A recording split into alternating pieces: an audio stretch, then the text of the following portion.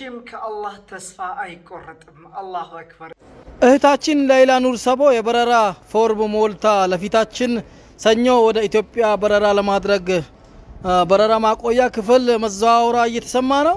እጅግ አልሐምዱሊላህ ረቢል ዓለሚን እጅግ የሚያስደስት መረጃ ነው። ለብዙ አመታት በእስር ቤት ስትሰቃይ የነበረችው እህታችን ሌይላ ኑር ሰቦ የፊታችን ሰኞ ዛሬ ጁምአ ነው ከሁለት ቀን በኋላ ወደ እናት ሀገሯ ከቤተሰቦቿ ጋር በደስታ ትቀላቀላለች። فمن شرح الله صدره للإسلام فهو على نور من ربه السلام عليكم ورحمة الله وبركاته። سلام ودنيا تكبرات ቻናል ተከታታዮች ባላችሁበት ሰላማችሁ ብዝት ይባል። ዛሬ እጅግ ለየት ባለ ቪዲዮ ተመለስኩት እንደዚህ ፈገግ ብዬ ማለት ነው። ወላሂ የእውነት ማሻአላህ እጅግ በጣም የሚያስደስት መረጃ ነው። አስደሳች ትልቅ ብስራት ነው ከሳውዲ አረቢያ የሰማነው ማለት ነው። ትናንት አመሻሹ ማለት ነው እህታችን ሌይላ ኑር ሰቦ ለብዙ አመታት በእስር ቤት ስትሰቃይ የነበረችው እህታችን ሌይላ ኑር ሰቦ በስተመጨረሻ ወደ እናት ሀገሯ ልትመለስ የፊታችን ሰኞ እንግዲህ ፎርም ሞልታለች። እጅግ ትልቅ ብስራት ነው። ቪዲዮውን በጋራ እንመለከትና ምለው ነገር አለ። የተለያዩ እንግዲህ ቪዲዮዎች አሉ ኢንሻአላህ በጋራ እንመለከታለን። ሁላችሁም እንኳን ደስ ያለሽ እንኳን ደስ ያላችሁ ብላችሁ ኮሜንቱን ጥልቅልቅ እንድታደርጉ ትፈልጋለሁ። ለብዙዎች ሼር እያደረጋችሁ ላይክ እያደረጋችሁ ይህን ቪዲዮ ለብዙዎች እንግዲህ እንድታዳርሱት በአክብሮት ጠይቃችኋለሁ። እስኪ ይህን ቪዲዮ እንስማው። እህታችን ሌይላ ኑር ሰቦ የበረራ ፎርም ሞልታ ለፊታችን ሰኞ ወደ ኢትዮጵያ በረራ ለማድረግ በረራ ማቆያ ክፍል መዘዋወሯ እየተሰማ ነው። ይሄ ትክክለኛ መረጃ ነው። እንግዲህ እህታችን ሌይላ እንግዲህ ለሀገሯ እንደምትበቃ ነው መረጃዎች እያሳዩ ያሉትና ሁላችሁም እንኳን ደስ አላችሁ። ከዚህ ውጭ ሌላ ነገር ማለት አላህን ማስቆጣት ስለሆነ እንግዲህ የመሞቻ ቀኗን ስትጠብቅ የነበረች እህታችን ለሀገር መብቃት ማለት የቀጠሮ የቀን የትላንት የዛሬ ነገር ካልሆነ በስተቀር ሌላ ምንም ትርጉም የለውምና ለዚህ እንድትበቃ ያደረጋችሁ ኢትዮጵያውያንና ሌሎቹም ደጋግ የሰው ዘሮች በሙሉ ምስጋና ይገባቸዋል።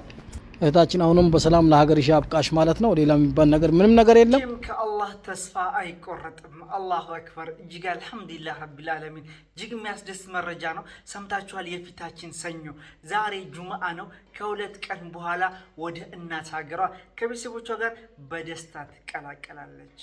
አላህ እጅግ በጣም ያስደስታል። በጣም ነው ደስ ያለኝ። እንኳን ደስ ያላችሁ ለማለት ወዳለሁ። እንግዲህ የኢትዮጵያ ሕዝብ በሙሉ በተስፋ ሲጠብቃት የነበረው ይችን ቀን ነበረ። የኢትዮጵያ ሕዝብ በሙሉ ያን ሁሉ ርብርብ አድርጎ እህታችን ከሞት እንድትድን ብዙ ልፋት ተደርጎ ነበረ። ብዙ መስዋዕትነት ተከፍሎ ነበረ። እስከ 50 ሚሊዮን ብር ከዛ በላይ ተዋቶ የኢትዮጵያ ህዝብ በሙሉ አዋቶ ተሳትፎበት ወደ እናት ሀገሯ እንድትመለስ ሲደረግ ነበር። እንግዲህ ብሩ ከተከፈለና ከተዋጣ በኋላ እስካሁን ድረስ ከእስር ቤት አልወጣችም። ምንድነው ምክንያቱ የሚለው የተለያዩ ምክንያቶች ኮሚቴዎችም ሳይቀር ሲያቀርቡ ነበር። አሁን ላይ ግን ትልቅ ብስራትና እፎይታን የሰማ ነው። አልሐምዱሊላህ ሱማ አልሐምዱሊላህ ማሻአላህ እጅግ በጣም የሚያስደስት መረጃ ነው። ጉርሻ ፔጅ እንዲህ ይለናል። አስደሳች የምስራች ይላል። በሳውዲ አረቢያ የሞት ፍርድ ተፈርዶባት የነበረችው ሌይላ ኑር ሰቦ ወደ እናት ሀገሯ ልትመለስ ነው ይላል።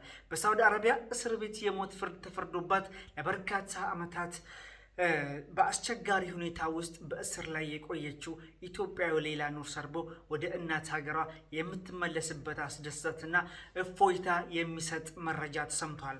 የተገኘው ወቅታዊ መረጃ እንደሚያመለክተው አሁን ሌይላ ኑር ሰቦ ወደ ኢትዮጵያ ለመመለስ የሚያስፈልገውን የበረራ ፎርም ሙሉ በሙሉ ሞልታ አጠናቃለች ይላል። ፊታችን ሰኞ ኢንሻአላህ ወደ ሀገሯ የምታደርገውን ጉዞ ለመጀመር ትላንት ወደ በረራ ማቆያ ክፍል እንደገባች ተረጋግጧል ማለት ነው። መዘዋወሯ ተረጋግጧል። ይህ መረጃ ለአመታት በትካዜና በእንባ ውስጥ ለነበሩት ቤተሰቦቿ እንዲሁም ጉዳዩን በትኩረት ለሚከታተሉ ወገኖች ሁሉ ጥልቅ የደስታ የምስራች ይሆናል። ፈጣሪ አላህ የጀመረችውን የነጻነት ጉዞ በስኬት አጠናቃ በሰላምና በጤና ለሀገር ምድሯ ለቤተሰቦቿ ያብቃት ይላል። መረጃው የሙሃጅር መሐመድ አቡ ከውሰር ሲሆን ጉርሻዎች ከሙሃጅር መሐመድ አቡ ከውሰር ጋር ተነጋግሯል ይላል። እንዲሁም የሌላ ወንድም እህቴ ሌላ ለበረራ ዝግጁ ሆናለች፣ በእነዚህ 2 ቀናት ውስጥ ትገባለች ብሎ እንግዲህ ደውሎልኛል ብሏል። ኢንሻአላህ ይላል። መረጃው ይህን ይመስላል። እጅግ የሚያስደስት መረጃ ነው። ማሻአላህ አላሁ አክበር። ከአላህ መቼም ተስፋ አይቆርጥም። እዛች እስር ቤት እዛ ጨለማ ክፍል ውስጥና ያነባችው እንባ እንግዲህ በስተመጨረሻ ነፃነቷን ሊያውጅ 2 ቀናት ብቻ ቀርቶታል። አልহামዱሊላህ ረቢል ዓለሚን። ለአላህ ምን ይሻራል? አልহামዱሊላህ ሱማ አልহামዱሊላህ። ሁላችሁም አልহামዱሊላህ ረበሉ። እንዲሁም ደግሞ እጅግ በጣም የሚያስደስት መረጃ ነው። ለቤተሰቦቿ በተለይ እጅግ በጣም ትልቅ ደስታ እንደሚሆን ተስፋ አደርጋለሁ። ሌት ተቀን ልጄ እንዴት ሆነች እየተባለ ብዙ ነገር እናት በተለይ ቤተሰብ ማለት በጣም ከባድ ነገር ነው።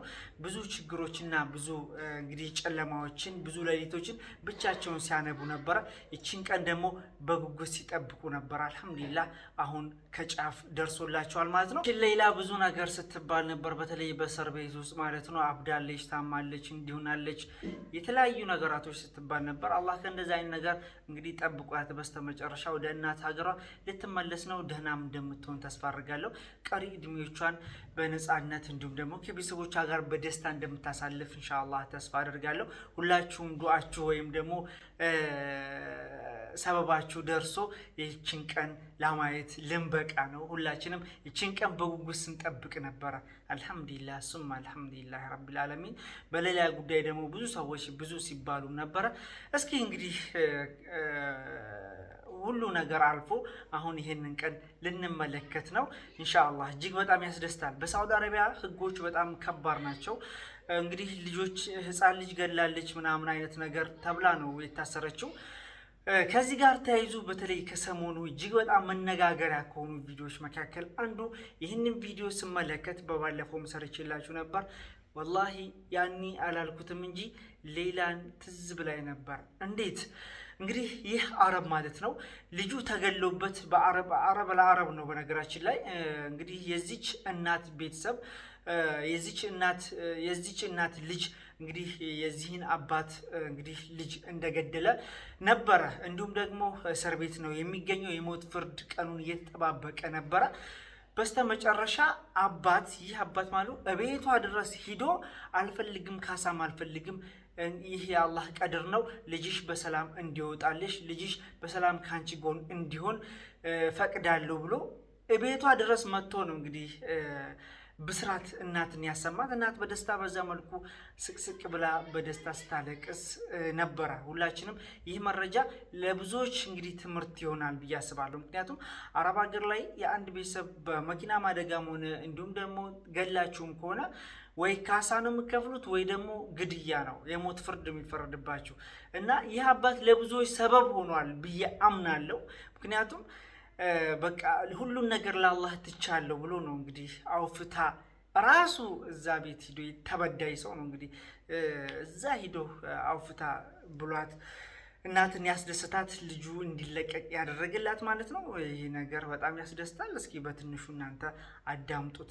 ያ አላህ አልহামዱሊላህ አላ ኒዕመተል ኢስላም። ወላሂ العظيم ሰራሃ ይሄንን ቪዲዮ ሳይ አላውቅም እንባዬ እንዴት እንደወረደ።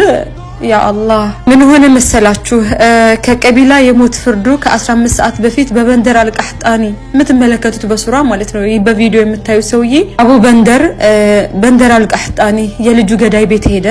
የልጁን እናት የሞት ፍርድ እንዲቀርለትኝ የደም ካሳ በሚሊዮኖች የሚቆጠር ገንዘብ ብታቀርብም በንደር ግን ይህንን ጥያቄ አልተቀበለም ነበር። የሚገርም ነው አይደለ? ሱብሃንክ ያ ረብ። የልጅ ደም በገንዘብ የሚተመን አይደለም፣ ለአላህ ብዬ ያለምንም ካሳ ይቅር ብየዋለሁ ብሎ ተናገረ። ያ አላህ ከዛም ማለት እናትየዋ እንደዚህ ማለት እኔ በህይወት እያለሁ አንቺ አትጨናነቂም፣ አታዝኝም፣ ልጅሽን ይቅር ብየዋለሁ በማለት አጽናንቷታል። ግንባሯንም ስሟታል። ሱብሃንክ ያ ረብ። አስቡት የልጁ እናት ልጅ ሊገደል ነው ብላ ምን ያህል ጭንቀት ውስጥ እንደነበረች። አቡ በንደር ግን ልጃቸውን ቢያጡ ቤቷ ድረስ ሄደው ልጃቸውን አፉ ብለው አጽናኗት። አላህዬ ምን አይነት ልብ ነው ያለው! አላህ ምን አይነት ልብ ነው የሰጠው! ሱብሃንክ ያ ረብል ዓለሚን። አላህ ጀዛቸውን ይክፈላቸው። ጀዛይን ከአላህ ነው ብለዋል። ጀዛቸውን አላህ ይክፈላቸው ያ ረብል ዓለሚን። ታዲያ ይህ ቪዲዮ በማህበራዊ ሚዲያ ላይ ተሰራጭቷል። የብዙዎችን ልብ የነካ ብዙዎችን አስለቅሷል።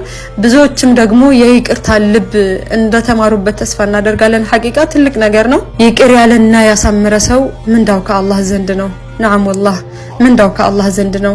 ወላሂ ልቤን ስለነካው ነው ላካፍላችሁ ያመጣሁትና እኔ እንጃ አንዳንዴ የሆነ ስሜት ይጋባል። ብቻ አልሐምዱሊላህ አላ ኒዕመተል ኢስላም።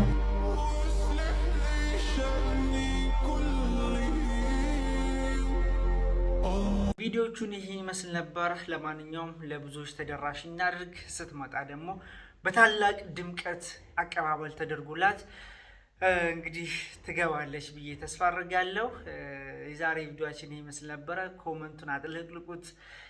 ዛሬ ጁምዓ ነው። ትልቅ ብስራት ነው የሰማነው። ሐሙስ አመሻሹን ነው የሰማነው። እጅግ ደስ ይላል።